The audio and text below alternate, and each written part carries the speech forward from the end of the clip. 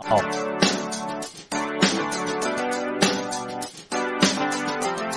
Students, इन value chart में जो आज हम तुम्हें ट्रिक बताने जा रहे हैं, यह ट्रिक काफ़ी इम्पोर्टेंट है और इस ट्रिक के मेथड से बहुत ही कम समय में इन सारे वैल्यू चार्ट को फाइंड किया जा सकता है। ठीक है, तो आओ स्टार्ट करते हैं। देखो, इस डिग्री वैल्यूज़ की स्टार्ट मैंने कहाँ से की है? जीरो से स्टार्ट की है। 0, 30, 45, 60, 90। तो स्टार्टिंग कहाँ से हुई है? जीरो से स्टार्टिंग हुई है ना। तो अपनी गिनती जो है ना, हम जीरो से स्टार्ट करने जा रहे हैं। जिसको जीरो लिया, अगला 1, 2, 3, 4। कितना सिंपल है कि जीरो से स्टार्ट हो रहा है, इसलिए अपनी काउंटिंग हम जीरो से स्टार्ट कर रहे हैं। 0, 1, 2, 3, 4। ओके, अब इन सबको क्या करना है? 4 से डिवाइड करना है। देखो, सबको 4 से डिवाइड करना है। बहुत ही सिंपल सा ट्रिक है और आसानी से यह याद भी रहेगा और तुम, मुझे उम्मीद है कि भूलोगे नहीं तुम। और अब क्या करना है? इन सब पर रूट डाल देना है। इन सब पर क्या करना है? रूट डाल देना है, स्क्वायर रूट। ठीक है, कितना सिंपल सा ये टेक्निक है। और इस वैल्यू को फाइंड करना है कि इसकी क्या वैल्यू आएगी। तो हम तो जानते हैं कि अगर जीरो को किसी नंबर से डिवाइड करें तो रिजल्ट जीरो ही होगा। इसका मतलब ये रूट अंडर जीरो होगा और जीरो का रूट जीरो ही रहता है। ओके, अब 1/4 की रूट की बात करें तो 1 का स्क्वायर रूट क्या होगा? 1 होगा और 4 का स्क्वायर रूट क्या होगा? 2। ये वैल्यू निकल के आया 1/2। ओके, यहाँ देखो, ये सिंपलेस्ट फॉर्म में नहीं है। एट फर्स्ट इसे 2 से कैंसिल कर देते हैं। अब ये हो गया 1/2 का रूट। 1 का रूट तो 1 हो जाएगा, लेकिन 2 का रूट आएगा क्या? नहीं आएगा, तो ये √2 रह जाएगा। ओके, अब यहाँ देखो, ये 3 का रूट क्या होगा? तो ये कंप्लीटली नहीं निकलेगा बाहर, तो √3 रहेगा। और 4 का रूट क्या होगा? 2 हो जाएगा। और यहाँ तुम देखो गौर से, 4 और 4 1 टाइम्स में कैंसिल होंगे। और यहाँ 1 का रूट अगर निकालोगे तो क्या होगा? तो 1 ही होगा। तो अब तुम देखो, यहाँ जो मुझे वैल्यू आई है 0, 1/2, 1/√2, √3/2 और ये 1, ये सारे के सारे वैल्यू हमारे साइन के हैं। साइन 0 डिग्री की वैल्यू 0 होती है, तो आराम से इसे लिख दो 0 डिग्री। ठीक है, साइन 30 डिग्री की वैल्यू 1/2 है, इसको 1/2 लिख दो। साइन 45 की वैल्यू 1/√2 होती है, तो यहाँ 1/√2 लिख देते हैं। साइन 60 की वैल्यू √3/2 होती है, तो यहाँ √3/2 लिख देते हैं। और साइन 90 की वैल्यू 1 होती है, तो 1 लिख देते हैं। कितना सिंपल से हम साइन की वैल्यू को फाइंड कर लेंगे। ठीक है, अब क्या करना है कि इन साइन की वैल्यूज़ को जो है ना, इस तरह से घुमा देना है। ठीक है, इसको उल्टा कर देना है, रेसिप्रोकल नहीं, इसे उल्टा करना है।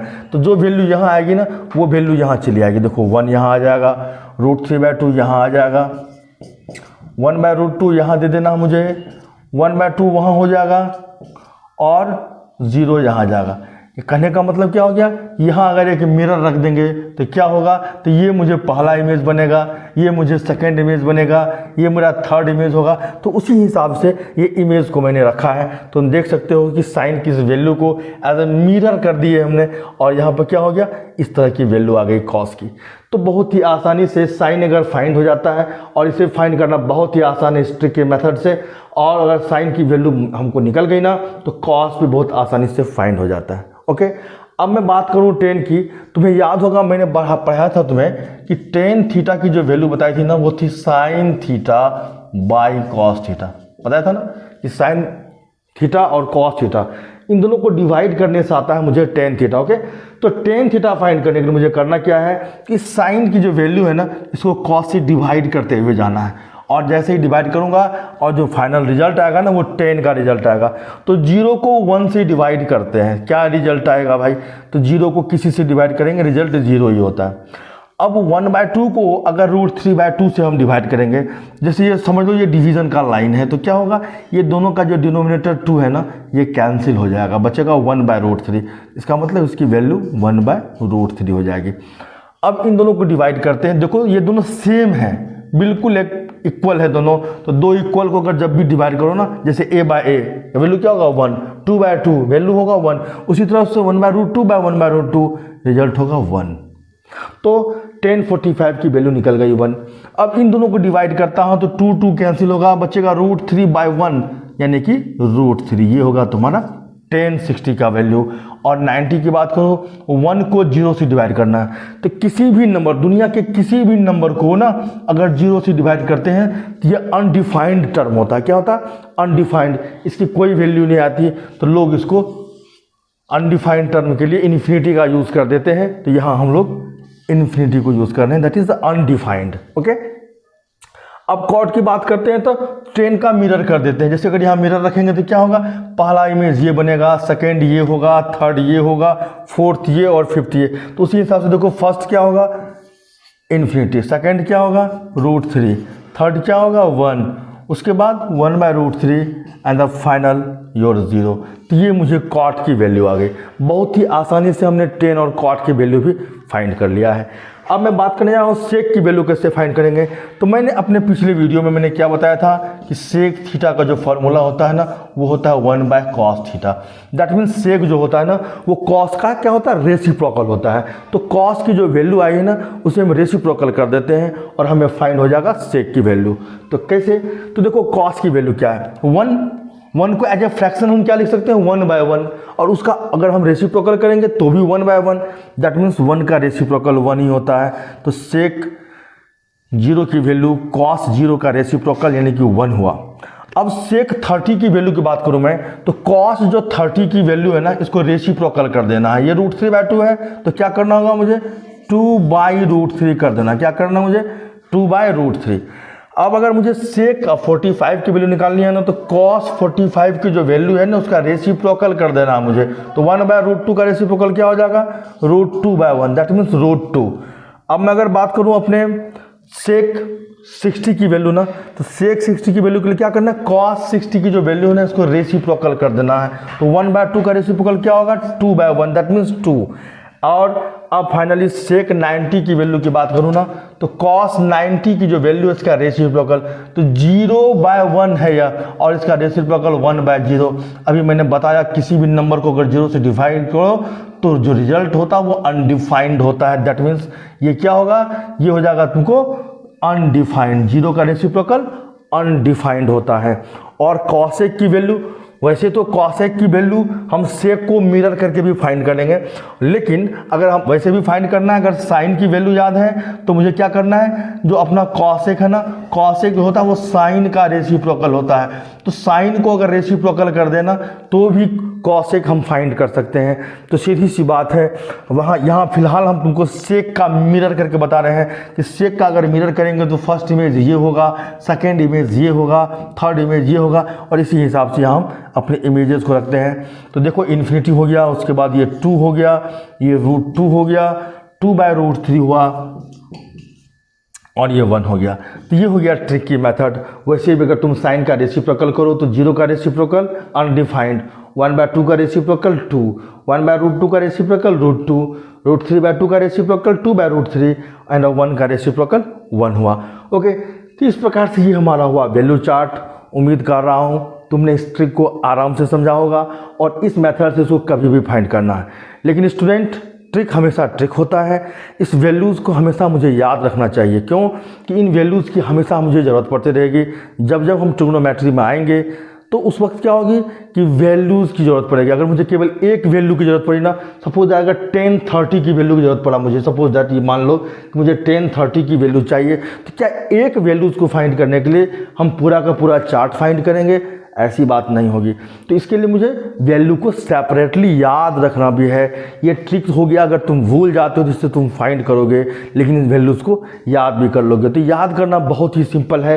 केवल साइन की वैल्यू को अगर ढंग से तुमने याद कर लिया ना, तो साइन की वैल्यू अगर तुम्हें याद हो गई तो ये सारे वैल्यूज फाइंड कर सकते हो। तुम देख सकते हो मैंने केवल साइन का ही वैल्यू फाइंड किया था। तो साइन की वैल्यू के लिए ट्रिक को याद रखना बहुत ही आसान है, और अगर साइन की वैल्यू तुम्हें याद हो गई तो समझो सारे वैल्यू चार्ट फाइंड कर लोगे। अब जैसे कि साइन अगर मुझे 60 की वैल्यू चाहिए, तो 60 का पोजीशन क्या है भाई, देखो 0 हुआ, उसके बाद 30 हुआ, 45 हुआ, 60, ये फोर्थ पोजीशन है, यानी 3/4 का रूट, दैट मीन्स √3/2। तो आराम से हमसे फाइंड कर सकते हैं साइन की वैल्यू। और साइन की वैल्यू आ गई ना, तो कॉस की वैल्यू जो है इस हिसाब से मिरर के हिसाब से समझ लो। अगर साइन कॉस्ट में याद हो गया ना, मेनली साइन कॉस्ट अगर याद हो गया ना, तुम किसी भी वैल्यू को कभी भी फाइंड कर सकते हो। टेन निकालने के लिए जैसे अगर मुझे सपोज दैट अगर मुझे टेन 30 डिग्री की वैल्यू चाहिए ना, तो सीधी सी बात है कि साइन 30 डिग्री को कॉस 30 डिग्री से डिवाइड करना है, सीधी सी बात है। और साइन 30 की वैल्यू 1/2 है और कॉस 30 होती है √3/2, तुम देख सकते हो। और ये तुम्हारा 2 और 2 आराम से कैंसिल होगा और ये 1/√3 हो जाएगा। यानी कभी भी तुमको जो है ट्रिक की जरूरत नहीं पड़ेगी। अगर साइन कॉस की वैल्यू तुम्हें याद है, तुम आराम से किसी की वैल्यू को फाइंड कर सकते हो। तो इसे नोट कर लो। अब हम आ रहे हैं इससे रिलेटेड कुछ आसान से क्वेश्चनों को लेकर। ओके स्टूडेंट्स, यहाँ हमने एनसीईआरटी की जो बुक है क्लास 10th की, इसके एक्सरसाइज 8.2 से 2 क्वेश्चंस लिए हुए हैं। और इन दोनों क्वेश्चन, ये है 1 का 3 नंबर और ये है 2 का 4। तो इन दोनों क्वेश्चन पर भी डिस्कस करने जा रहे हैं। देखो इसका सोल्यूशन कैसे करेंगे। अगर इसको तुम समझ जाओगे तो 1 का कोई भी क्वेश्चन बना सकोगे और 2 का भी कोई भी क्वेश्चन बना पाओगे। तो इसमें क्या है कि इसमें हमको दिया गया कि cos 45 degree by sec 30 plus cos sec 30 इसकी वैल्यू फाइंड करनी है। तो एट फर्स्ट मुझे क्या करना है कि वैल्यू चार्ट को यूज़ करना है। हालांकि वैल्यू चार्ट को याद करके यूज़ करना है। तो इसमें cos 45 की वैल्यू क्या होती है, देखो 1/√2 क्या होता है 1/√2। और बाय लेना है मुझे sec 30। मैंने क्या बताया, sec किसका होता है, cos का रेसिप्रोकल। तो cos 30 की वैल्यू होती है √3/2, उसका रेसिप्रोकल क्या होगा 2/√3। कितना सिंपल है इसे यूज़ कर पाना। और cosec 30, cosec क्या होता है, साइन का रेसिप्रोकल होता है। तो साइन 30 का वैल्यू क्या होता है 1/2 और इसका रेसिप्रोकल करेंगे तो क्या होगा 2/1। देख लो साइन 30 यानी 1/2 और उसका रेसिप्रोकल 2/1। तो बहुत ही सिंपल तरीके से इन सब वैल्यूज़ को हम यूज़ कर सकते हैं। अब ये है 1/√2, क्या है ये 1/√2 है बाय। अब ये इन दोनों का एलसीएम लेते हैं, √3 और 1 का एलसीएम क्या होगा तो √3 होगा। ओके, अब √3 से डिवाइड करेंगे 1 टाइम्स 1 2 या 2 होगा यहाँ पर, एंड 2 से √3 टाइम्स एंड यहाँ हो जाएगा 2√3। कितना सिंपल है, बहुत ही आसान है। अब यहाँ से एक स्टेप आगे बढ़ते हैं। देखो ये 1/√2 है ना, और इसको रेसिप्रोकल कर देते हैं, ठीक है। तो क्या हो जाएगा ये √3/2 प्लस 2√3, बहुत ही सिंपल। ओके, अब यहाँ से एक स्टेप आगे बढ़ रहे हैं, देखो गौर से। अब जो है ये है 1 को √3 में मल्टीप्लाई करोगे तो क्या रिजल्ट होगा तो √3 होगा बाय √2 से अगर दोनों को मल्टीप्लाई करेंगे तो √2 × 2 क्या होगा, ये हो जाएगा 2√2। ओके, और ये √2 को जब 2√3 मल्टीप्लाई करेंगे तो हो जाएगा 2√6। तो इससे हमने दोनों को मल्टीप्लाई करके यहाँ लिख लिया अपना। अब क्या करना है, इसको अब लगता है रेशनलाइज की जरूरत है। इन दोनों में फर्स्ट हम 2 को कॉमन ले लेते हैं, क्या बचेगा √2 प्लस √6, क्या होगा √2 प्लस √6। अब इसको रेशनलाइज करना है मुझे। ओके, क्या करना है, रेशनलाइज करना है। तो ऐसा करते हैं कि √2 माइनस √6 से इसे ऊपर और नीचे मल्टीप्लाई करते हैं। तो क्लास 9th में रेशनलाइजिंग था, जिसको रेशनलाइजेशन में तुमने देखा था, अगर a प्लस बी का फॉर्म है ना तो a माइनस बी से ऊपर नीचे मल्टीप्लाई करते हैं। तो इस तरह से मुझे दोनों पर स्क्वायर आ जाएंगे और मेरा रूट क्या होगा वो ख़त्म हो जाएगा और इरेशनलिटी ख़त्म होकर वह रेशनल में कन्वर्ट हो जाएगा। अब √3 से दोनों को मल्टीप्लाई करते हैं। √3 को जब 2 में मल्टीप्लाई करेंगे तो क्या होगा √6 होगा, और ये प्लस माइनस माइनस √3 को जब √6 में मल्टीप्लाई करेंगे ना तो क्या हो जाएगा 3√2, क्या होगा 3√2, √18 होगा जो कि 3√2 में कन्वर्ट होगा। और उसके बाद यहाँ देखो 2 तो कॉमन ही है, ये दोनों ब्रैकेट मल्टीप्लाई करो, a plus B into a minus B, जब फाइनल रिजल्ट क्या होगा तो a square minus B square, यानी √2 का स्क्वायर और √6 का स्क्वायर, ठीक है। तो ये तुम्हारे सामने रिजल्ट आएगा। अब क्या करोगे, ये √6 माइनस 3√2 है, देख रहे हो, और तुम देखो ये 2, यहाँ रिजल्ट आएगा 2 माइनस 6, 2 माइनस 6 आएगा रिजल्ट। क्यों भाई, तो रूट का स्क्वायर करेंगे, रूट और स्क्वायर दोनों कैंसिल हो जाएंगे, 2 आ जाएगा मुझे। उसी प्रकार यहाँ 6 आ जाएगा। अब इसको एक स्टेप आगे बढ़ते हैं, यह है √6 माइनस 3√2, ओके, बाय 2 इंटू ये क्या रिजल्ट आएगा माइनस होगा -4, -4 इंटू 2 क्या होगा -8। फाइनली मुझे माइनस को नीचे नहीं रखना, माइनस को ऊपर लेके चले जाना है, और फाइनली जो मुझे रिजल्ट आएगा ना, ये माइनस ऊपर जाएगा तो क्या होगा दोनों का साइन चेंज हो जाएगा, ये माइनस से प्लस हो जाएगा और ये प्लस से माइनस हो जाएगा। तो चूंकि ये माइनस से प्लस में आ रहा है ना, इसको मैं पहले लिखूंगा इस तरह से, 3√2 में पहले लिख दूंगा, और ये जो प्लस √6 से माइनस √6 हो रहा है ना, इसको मैं बाद में लिखूंगा कुछ इस तरह से, ठीक है। तो ये हो गया तुमको -√6/8, ये तुम्हारा हो गया आंसर। तो इस प्रकार से जो ऐसे सवाल होते हैं उनको इस तरह से सॉल्व किया जाता है। अगर रेशनलाइज की ज़रूरत पड़ती है तो उसे रेशनलाइज भी किया जाता है। तो ऐसे बहुत सारे सवाल हैं जहाँ तुमको रेशनलाइज की ज़रूरत नहीं पड़ेगी, सीधा सा वैल्यू रखोगे और फाइंड हो जाएगा। बट कुछ ऐसे भी सवाल होते हैं जहाँ वैल्यू रखने के बाद भी मुझे रेशनलाइज का सहारा लेना पड़ता है, इसलिए मैंने इस क्वेश्चन को लिया यहाँ पर। अब यहाँ मेरे सामने एक ऑब्जेक्टिव क्वेश्चन है जो कि एक्सरसाइज 8.2 के क्वेश्चन नंबर 2 का 4 है, ठीक है। तो यहाँ पर क्या है कि एक क्वेश्चन दिया गया है और पूछा गया है कि इसकी वैल्यू इन चारों में से किसके इक्वल होगी। सीधी सी बात है, मुझे पता लगाना है कि किसके इक्वल होगी इसकी वैल्यू। तो एट फर्स्ट मुझे इसकी वैल्यू को रख कर देखना होगा। तो 2 10 30, 10 30 का वैल्यू 1/√3 होता है, याद रख लेना, sin 30 और cos 30 को डिवाइड करके, मैंने बताया भी था।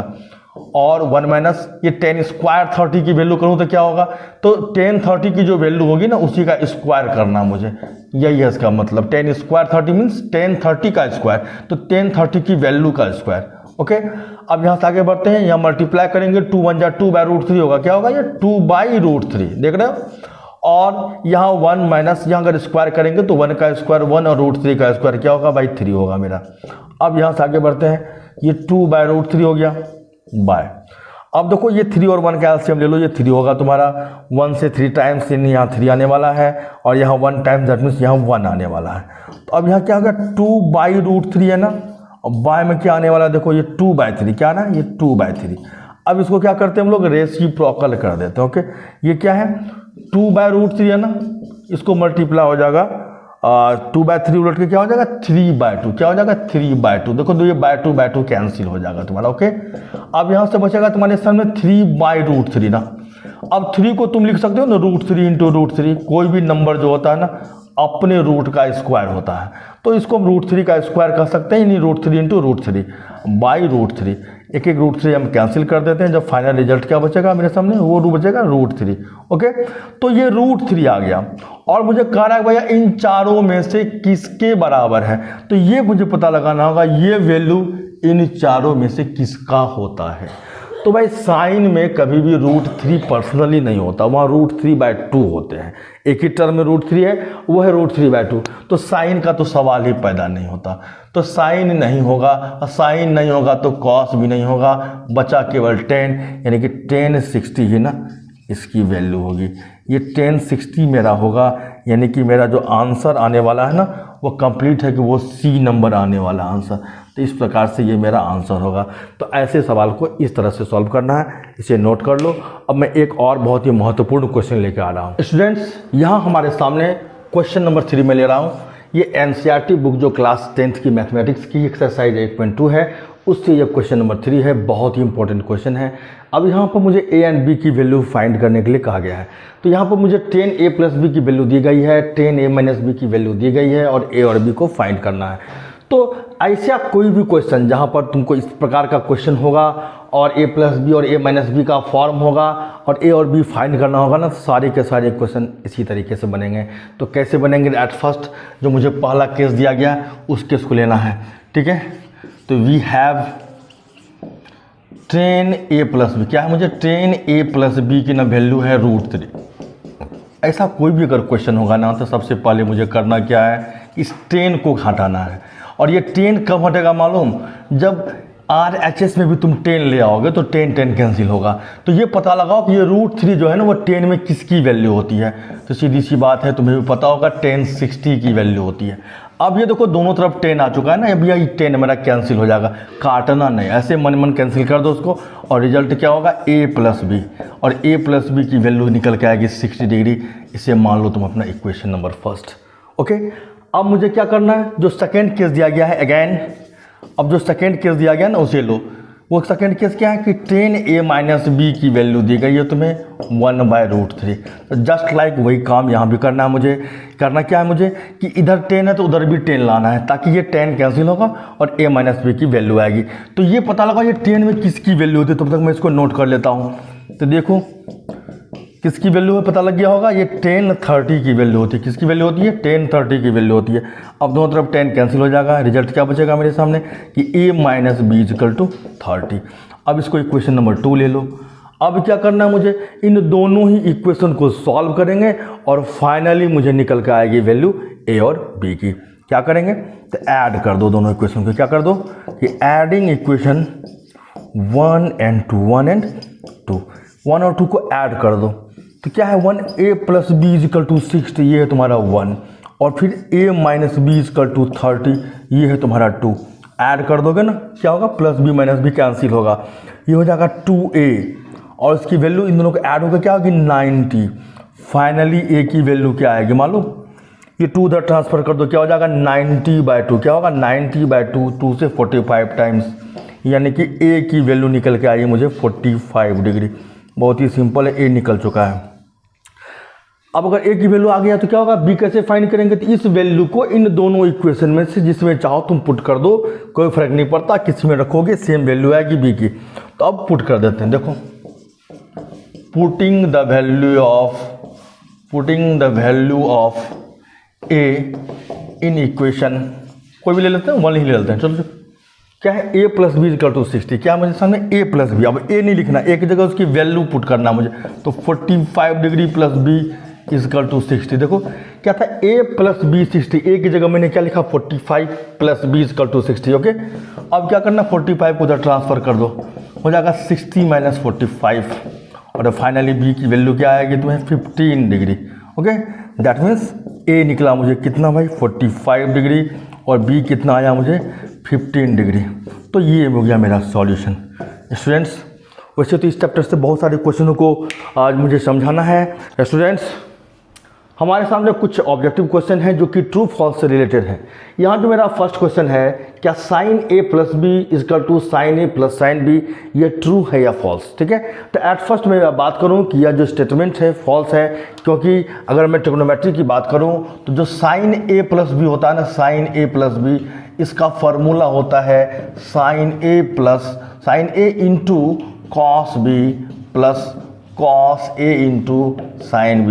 तो इस तरह से ये जो है वो sin a + b का फार्मूला नहीं होता, इसलिए का ये स्टेटमेंट क्या है, ये रॉन्ग है। अदरवाइज अगर मुझको इसको जस्टिफाई करना है तो जस्टिफाई के लिए हम a और b की कोई वैल्यू ले लेते हैं। सपोज हम मान लेते हैं कि let a = 30 degree and b = 60 degree. तो इस कंडीशन में क्या देखते हैं, क्या ये स्टेटमेंट सही है कि नहीं। तो sin a + b की बात करूं अगर, तो sin a + b का मतलब क्या हो गया कि sin 30 degree + 60 degree, that means sin 90 degree, और जो उसकी वैल्यू निकल के आती है क्या आती है, वो आती है 1। अब मैं अगर RHS साइड की बात करूं जो है sin a + cos b है ना, तो sin a means sin 30 + cos b means cos 60। तो यहाँ पर मैं sin a + sin b की बात है यहाँ पर, तो sin ही लेना होगा हमको, तो sin है यहाँ पर। ठीक है, तो sin लेता हूँ। ठीक है, तो अब मैं इसकी वैल्यू अगर रखूँ तो sin 30 की वैल्यू क्या होती है 1/2, और sin 60 की वैल्यू क्या होती है √3/2। अगर ऐड करें इसे तो क्या रिजल्ट आएगा 1 + √3/2। तो क्या लगता है ये दोनों इक्वल है, नहीं इक्वल ना। इसका मतलब इस तरह से हम इसको वेरीफाई कर सकते हैं, जस्टिफाई कर सकते हैं कि यह स्टेटमेंट जो है फॉल्स है। क्या है ये स्टेटमेंट फॉल्स है। तो इस प्रकार से जो मेरा पहला स्टेटमेंट है ना, ये फॉल्स है। क्या है ये मेरा फॉल्स स्टेटमेंट। ठीक है, ओके। अब मैं सेकंड की बात करूँ अगर, कि the value of sin theta increases as a theta increases. क्या sin थीटा की वैल्यू थीटा के बढ़ने से बढ़ जाती है क्या। तो मैं sin थीटा की कुछ वैल्यू को दिखा रहा हूँ तुमको। देखो sin में अगर मैं sin की बात करूँ ना, इसकी जो 0 डिग्री की वैल्यू होती है वो क्या होती है 0 होती है। इसके 30 डिग्री की वैल्यू क्या होती है 1/2 होती है। 45 क्या होता है 1/√2 होता है। 60 क्या होता है √3/2 होता है। 90 क्या होता है 1 होता है। तो इन वैल्यूज़ को जरा गौर से देखो, क्या थीटा की वैल्यू बढ़ते जा रही है, 0 से बढ़ के 30 आ रही है, 30 से 45 आ रही है, 45 से 60, थीटा बढ़ रहा है मेरा, इंक्रीज कर रहा है। तो क्या ये वैल्यू भी इंक्रीज हो रहा है। तो मैं देख रहा हूँ कि हाँ भाई 0 से बड़ा होता है 1/2, 1/2 से बड़ा होता है 1/√2, और इससे भी बड़ा होता है √3/2, और इससे भी बड़ा होता है 1। इसका मतलब क्या है कि थीटा की वैल्यू के बढ़ने से साइन थीटा की वैल्यू जो है वो इंक्रीज करती है। तो इस तरह के बहुत प्रकार के क्वेश्चंस एग्जामिनेशन में आ सकते हैं, जहाँ केवल साइन ही नहीं, साइन जैसे जो हमारे 6 ट्रिग्नोमेट्रिक रेशियोज हैं उनसे रिलेटेड इस प्रकार का क्वेश्चन आ सकता है। थीटा का इंक्रीजमेंट या थीटा का डिक्रीजमेंट से रिलेटेड क्वेश्चन आ सकता है, जिसको अंडरस्टैंड कर लो। इसका मतलब क्या है कि the value of sine theta increase मेरा कर रहा है, इसका मतलब यह स्टेटमेंट जो है वो क्या है, वो ट्रू स्टेटमेंट है। ओके, यहाँ से क्लियर है। तो ये हो गई क्वेश्चन नंबर 1 की बात, ये हो गई क्वेश्चन नंबर 2 की बात। अब मैं अगर क्वेश्चन नंबर 3 की बात कर रहा हूँ ना, तो यहाँ क्या है, the value of cos theta increases as a theta increases. तो मैं कॉस थीटा की बात करूँ, अगर ये कॉस थीटा की बात करूँ ना, तो कॉस की थोड़ा वैल्यू को देखता हूँ मैं। कॉस 0 क्या होता है, 1 होता है। कॉस 30 क्या होता है, √3/2 होता है। कॉस 45 1/√2 होता है। और कॉस 60 की बात करूँ 1/2 होता है। और कॉस 90 क्या होता है, 0। अब इन वैल्यू को जरा गौर से देखो कि ये जो 1 है ना, ये 1 जो है ये 1 बड़ा है √3/2 से। ओके, और √3/2 जो है ना, ये बड़ा है 1/√2 से। और 1/√2 बड़ा होता है 1/2 से, और 1/2 तो ऑलरेडी क्लियर है कि 0 से बड़ा है। इसका मतलब क्या है कि वैल्यू डिक्रीज हो रही है। क्या हो रही है, डिक्रीज हो रही है। थीटा की वैल्यू यहाँ देखो इंक्रीज हो रही है, 0 से 30, 30 से 45।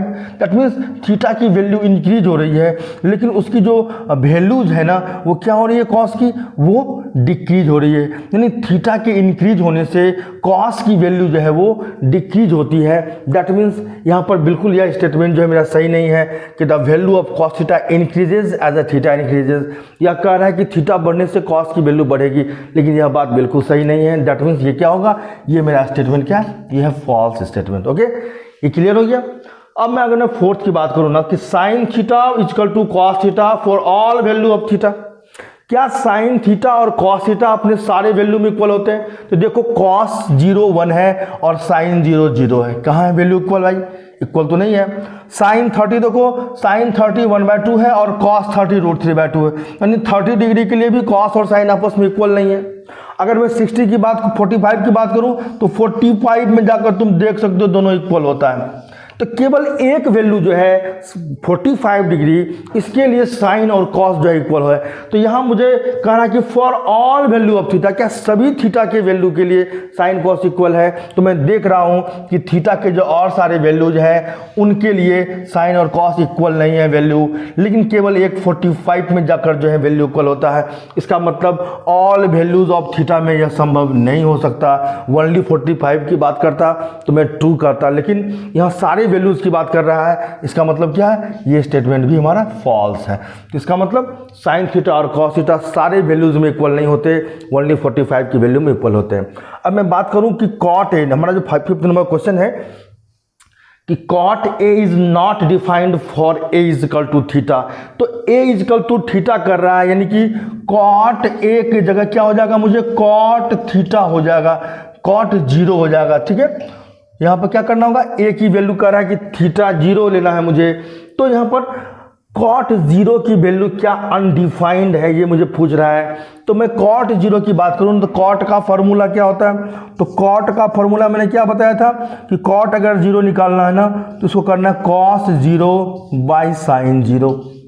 अब कॉस और साइन का रेशियो होता है कॉट हमारा, तो कॉट 0 अगर वही होगा जो कॉस 0 और साइन 0 का रेशियो होगा।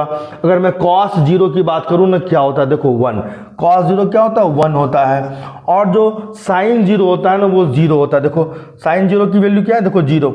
तो 1/0 की वैल्यू क्या होगी, तो अनडिफाइंड होगी, क्योंकि 0 से अगर किसी नंबर को डिवाइड करें ना तो उसका कोई रिजल्ट नहीं होगा, वो अनडिफाइंड होगा। इसका मतलब यह बात बिल्कुल सही है कि अगर ए की वैल्यू हम 0 ले लें, दैट मीन्स कॉट ए में अगर ए की वैल्यू 0 ले लेना तो कॉट 0 की वैल्यू अनडिफाइंड हो जाएगी। दैट मीन्स यह स्टेटमेंट यहाँ क्या है ना, cot A is not defined, यानी कि अनडिफाइंड। तो कॉट ए अनडिफाइंड होगा जब ए इज इक्वल टू 0 होगा, तो दैट स्टेटमेंट भी बिल्कुल ट्रू है यह, इसका मतलब यह सही है। तो इस प्रकार के ये ऑब्जेक्टिव क्वेश्चंस है, इनका सॉल्यूशन अवश्य समझ में आ गया होगा। अब हम करने जा रहे हैं कुछ छोटे छोटे क्वेश्चंस जो इस चैप्टर से रिलेटेड है, जो एग्जामिनेशन में आ सकते हैं, उसको देखते हैं। स्टूडेंट्स, हमने कुछ छोटा छोटा लेकिन बहुत ही महत्वपूर्ण क्वेश्चन को लेकर आया हूँ मैं।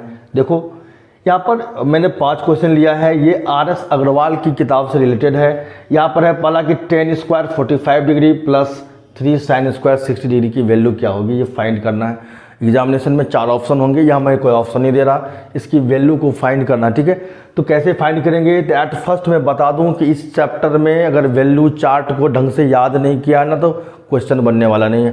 तो एट फर्स्ट वैल्यू चार्ट को याद कर लेना है। ठीक है, और वैल्यू चार्ट को जब याद कर लोगे तो यह क्वेश्चन को बनाना बहुत ही आसान है, यह सबसे आसान है ट्रिग्नोमेट्रिक चैप्टर से। तो देखो यहाँ पर मैं क्या करूँगा, इसकी वैल्यू रख दूंगा। 10 स्क्वायर 45 का मतलब होता है कि 10 45 का स्क्वायर। तो 10 45 की वैल्यू क्या होती है, देखो इसकी वैल्यू होती है 1। 10 45 की वैल्यू क्या होती है, 1 होती है, और स्क्वायर है तो इस प्रकार से स्क्वायर डाल दो। और प्लस या तुम देख सकते हो क्या, 3 sine square 60, that means 3 multiply sine 60 का स्क्वायर। तो 3 मल्टीप्लाई साइन 60 की वैल्यू क्या होती है, देखो √3/2 होती है, और इसका इस तरह से स्क्वायर करना है। अब क्या रिजल्ट होगा, देखो 1 का स्क्वायर क्या होगा, 1 का स्क्वायर 1 होगा, प्लस 3 इंटू ये √3/2 का स्क्वायर क्या होगा, देखो √3 का स्क्वायर 3 होगा, और 2 का स्क्वायर होगा 4। अब यहाँ से इसका सॉल्यूशन करेंगे, क्या होगा 1 प्लस ये क्या होगा 3 3 जा 9, 9/4 क्या आ रहा है, ये 9/4 आ रहा है। 9/4 को अगर मैं कहूँ फ्रैक्शनल में तो क्या होगा, तो 4 1 जा 4 प्लस 9/4, इस तरह से एलसीएम ले सकते हैं, और ये आएगा 13/4। तो अब देखो कि इसका आंसर कैसा हो सकता है। ये 13/4 अगर आंसर है तो 13/4 भी लिख सकते हो। अगर ये मिक्स फ्रैक्शन में है तो उस प्रकार से लिख सकते हैं, क्या होगा 3 होल 1/4। तो इस प्रकार से इसका आंसर होगा। तो ऐसे क्वेश्चन जो हैं वैल्यू चार्ट से रिलेटेड होते हैं, और जब तक ये तुम्हें वैल्यू याद नहीं होगा ना, तो ऐसे क्वेश्चन तुमसे नहीं बनेंगे। तो एट फर्स्ट वैल्यू को याद कर लो, ये क्वेश्चन बहुत ही आसान है। अगर मैं सेकंड क्वेश्चन की बात करूँ ना, तो 3 cot स्क्वायर 60 डिग्री और प्लस है सेक स्क्वायर 45 डिग्री। तो इसे कैसे बनाना है, तो इसकी वैल्यू को केवल रखकर मुझे बनाना होगा। तो 3 cot square 60 that means 3 into cot 60 की वैल्यू जो होगी ना उसका स्क्वायर। तो cot 60 की वैल्यू क्या होगी, तो गौर से देखो cot 60 की वैल्यू होती है 1/√3। क्या होती है, cot 60 की वैल्यू क्या होती है 1/√3, और स्क्वायर है तो इस पर से स्क्वायर डाल दो। उसके बाद क्या है तुम्हें कि सेक स्क्वायर 45, सेक 45 की वैल्यू क्या होती है, तो इसकी वैल्यू होती है √2, और स्क्वायर करना है तो स्क्वायर कर दो। ओके, अब यहाँ पर इसकी वैल्यू निकालते हैं, क्या होता है देखो 3 मल्टीप्लाई ये क्या होगा 1/√3 का स्क्वायर, 1 का स्क्वायर 1, √3 का स्क्वायर 3, 3 और 3 तुम्हारा होगा कैंसिल, और इधर √2 का स्क्वायर हुआ 2। तो क्या बचा तुम्हारे पास, यहाँ बचा 1 और यहाँ बच रहा है तुम्हारे पास 2, 1 + 2 that means 3, 3 is your answer. तो ऐसे सवाल वैल्यू से बनेंगे। ओके, अब यहाँ क्वेश्चन नंबर 3 जो है वो थोड़ा सा डिफरेंट है। ये दोनों क्वेश्चन हो चुका है मेरा, क्वेश्चन नंबर 3 थोड़ा सा डिफरेंट है। क्या डिफरेंट है, यहाँ कह रहा है कि sin theta minus cos theta की वैल्यू 0 दी गई है, और कह रहा है भाई sin 4 theta plus cos 4 theta की वैल्यू क्या होगी। तो ऐसे सवाल भी एग्जामिनेशन में आ सकते हैं। तो एट फर्स्ट जो मुझे गिवन है ना उसी से लेकर जो मुझे फाइंड करना है वो आता है। तो कैसे, तो देखो एट फर्स्ट मुझे क्या दिया गया है कि sin theta minus cos theta equal to 0, सीधी सी बात है। अब इस माइनस cos थीटा को मैं अगर दूसरी ओर ले जाऊँ ना तो क्या रिजल्ट आएगा, तो यहाँ से रिजल्ट आएगा कि sin theta equal to cos theta, sin theta equal to cos theta. देखो माइनस cos उधर चला गया है, तो sin theta equal to cos theta. तो अब मुझे वो बताओ, अगर तुम्हें वैल्यू याद है तो वैल्यू चार्ट, कि थीटा का वो कौन सा वैल्यू है जिसमें sin और cos दोनों इक्वल होते हैं। तो तुम कहोगे 45 डिग्री सर, sin 45 भी 1/√2 होता है और cos 45 भी 1/√2 होता है। तो अगर थीटा 45 होना तभी केवल इक्वल होगा। इससे यह जो रिजल्ट आता है निकल कर कि थीटा की वैल्यू मुझे 45 डिग्री है।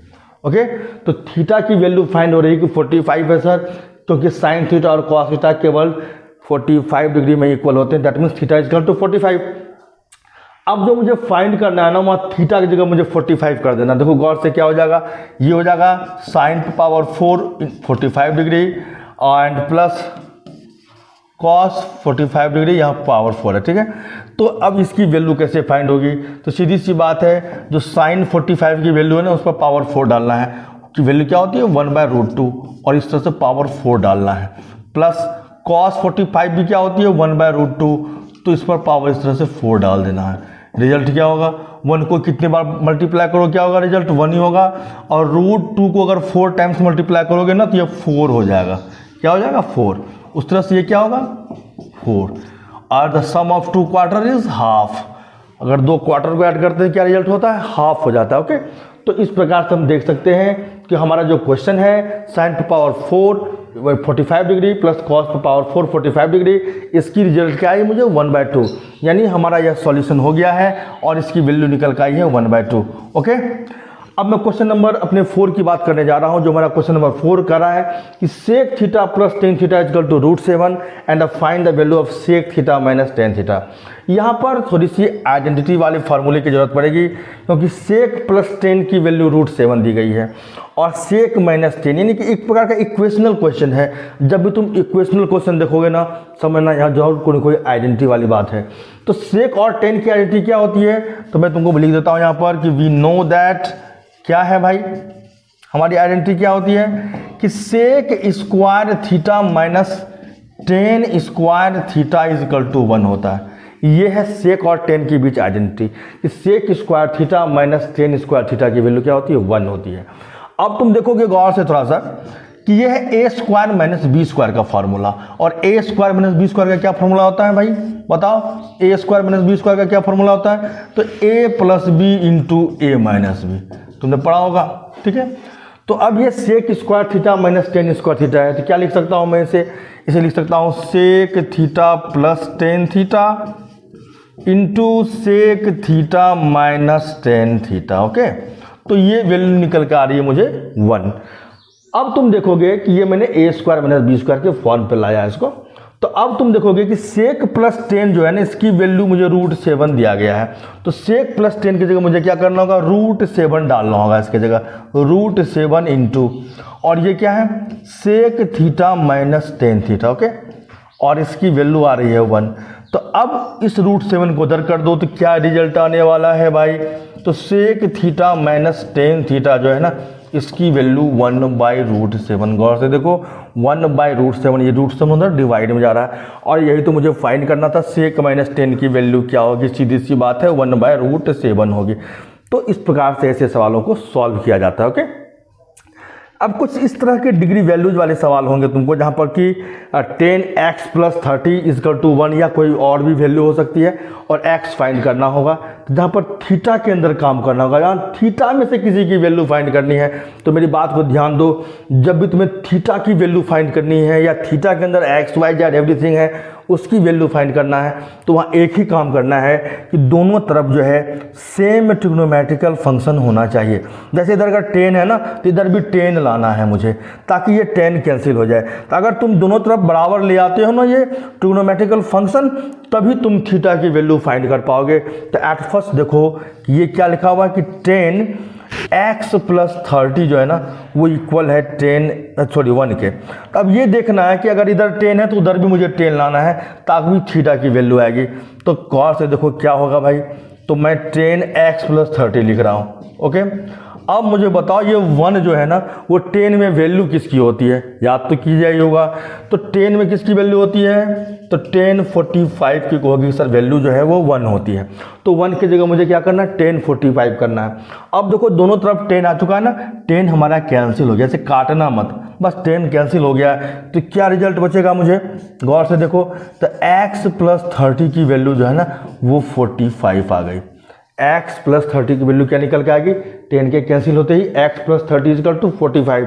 यहाँ से हम आसानी से x की वैल्यू फाइंड कर लेंगे, जो होगी 45 degree minus 30 degree, and finally x की वैल्यू आएगी 15 डिग्री। तो इस प्रकार के क्वेश्चंस भी एग्जामिनेशन पॉइंट ऑफ व्यू से बहुत इंपॉर्टेंट हैं। उम्मीद कर रहा हूँ ये पाँचों क्वेश्चन तुम्हें समझ में अवश्य आया होगा, और इस प्रकार के और भी क्वेश्चंस लेकर आना है, बट मैं वीडियोस को बहुत ज़्यादा लंबा नहीं करना चाहता हूं। तो अब मिलेंगे अगले वीडियो में। इन सभी क्वेश्चनों को तुम लोग कॉपी कर लो, और ऐसे ही क्वेश्चनों की प्रैक्टिस भी करना जो इसी से रिलेटेड होंगे। That's all.